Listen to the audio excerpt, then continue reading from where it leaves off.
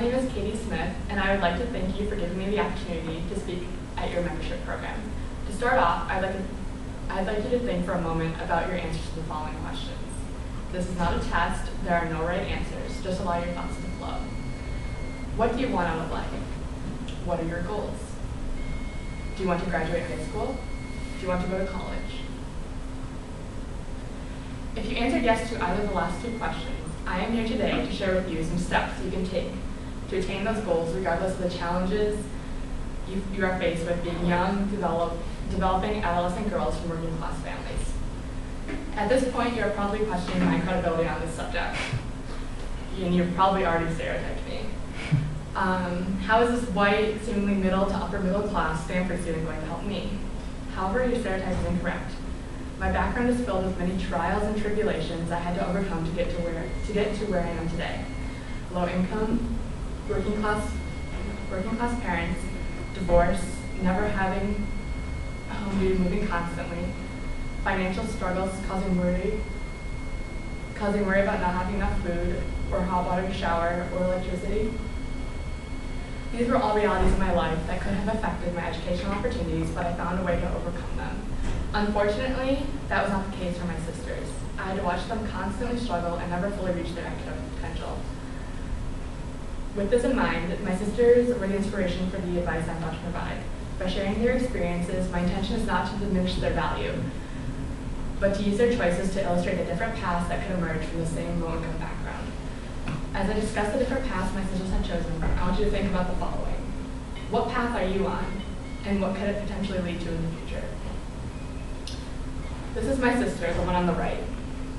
She received the label as the beautiful one, the one that could get by on her looks. She used this instead of her brain. She found friends and boyfriends that encouraged this behavior. The party scene was her safe place.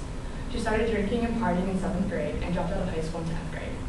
Now at the age of 21, she did get her high school diploma, but she's on the verge of alcoholism and has zero plans for her future. She still believes her appearance is the only thing that will get her anywhere in life.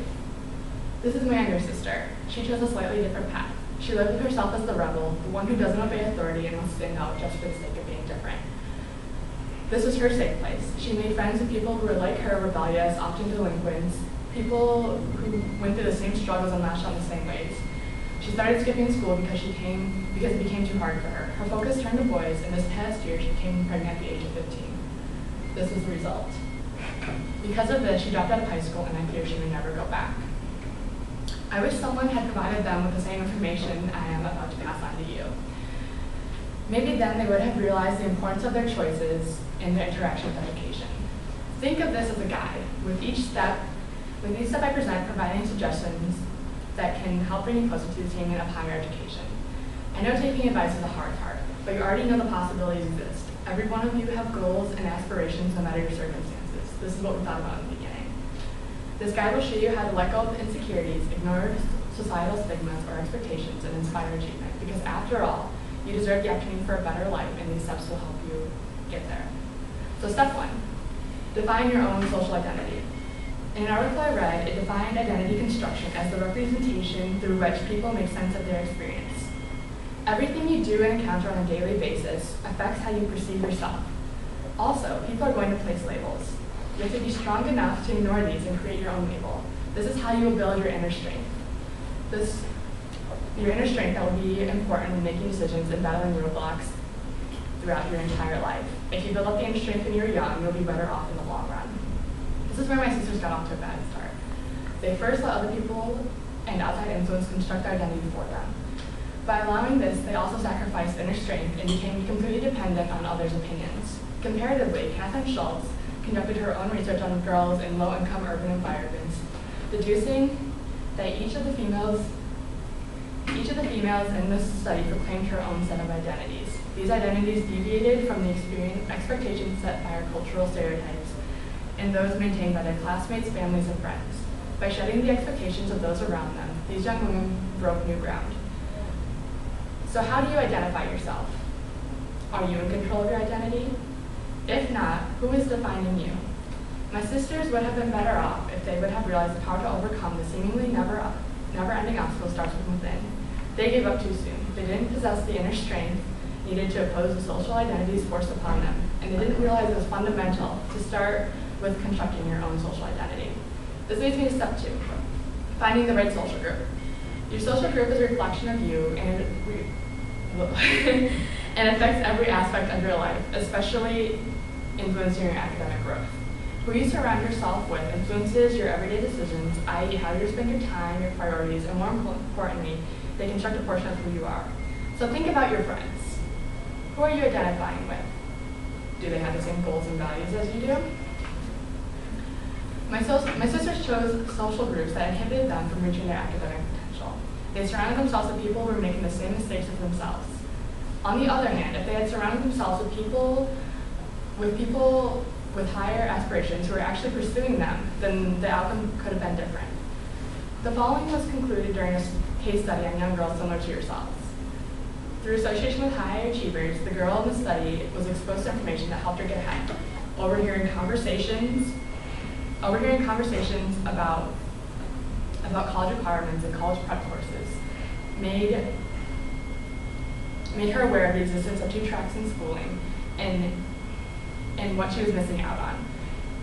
Because my sister's peer groups were not high achievers, inadvertently, their friends were holding them back. These people were not challenging my sisters, and they were not pushing them to achieve something better. So now we have reached the final step, finding the right balance of independence. If there is one thing I learned from my background experience, it is that independence definitely has to be a strength in order to make it through obstacles life throws at you. I watch my sisters depend on others. I watch them live in fear of becoming something better than what they are surrounded by, and I watch them give in to passivity and settle. In order to achieve your goals, you cannot become passive. You have to want something for yourself and construct the self-motivation to take it. On the other hand, independence can also negatively affect your achievement. From another case study, this idea of independence as a weakness becomes apparent. A girl in this study also learned from her mother how to be self-sufficient and to trust no one but her family. At times, this self-sufficiency kept her from reaching out, asking for help, or even working in groups with her peers. This was a pattern typical of many of her peers, especially those growing up in difficult situations. Self-sufficiency and independence are strengths that are important to possess, but in certain circumstances, they can make a problem worse.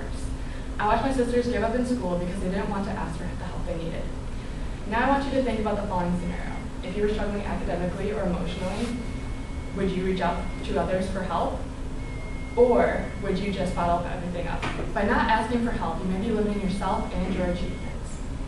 On an ending note, one member of society reported in the New York Times, there are no easy answers, in part because the problem is so complex. No one has the slightest idea of what will work. This is a response to the ever-growing problem with low socioeconomic students attaining academic achievement. But they are wrong. This guide proves they are wrong. Each step presents some possibilities. They are right that there are no easy answers. You and society has to remember that these changes occur gradually, not suddenly. There needs to be time to foster these solutions or to see true changes. But change is possible and hope does exist, where others see only chaos. The hope lies within you. You must first have the belief in yourself to define your own identity. This will build your strength from the inside out. Next, you must associate with the right people. Surround yourself with those who want to see you succeed and support your willingness and personal aspirations. Lastly, find the right balance of independence that works for you. In an ideal world, I would like to see that each one of you take all of these suggestions into consideration and act accordingly. But I know this is not an ideal world. Even if you follow just 1 or 2 of these steps, I know that a difference can be made. I believe that you can make a difference. Think about what you want to achieve in life, and think about the path you will take to get there. Use these solutions and prove you are an exception to the low-income identity, not a